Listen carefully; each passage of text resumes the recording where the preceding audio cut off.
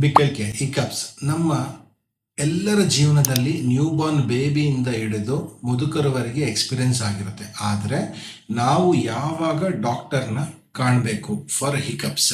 So ಈ hiccups ಬಂದು mainly due to contraction of diaphragm muscle which is present between your stomach and the lungs.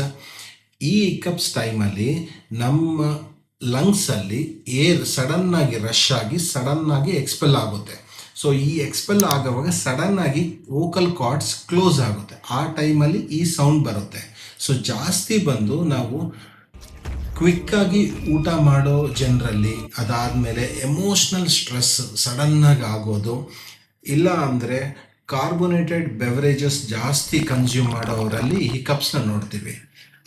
ಈ hiccups usually self limiting, ತಾನಾಗೆ stop ಆಗುತ್ತೆ. ಆದರೆ hiccups more than 48 hours present, ಇಲ್ಲ ಅಂದರೆ repetitive ಆಗಿ hiccups ಬರ್ತಾ ಇದೆ ಅಂದರೆ underlining some medical issue present ಆಗಿದೆ. Like CKD, uraemia, acute gastritis ಅಲ್ಲಿ ನಾವು ನೋಡ್ತೇವೆ.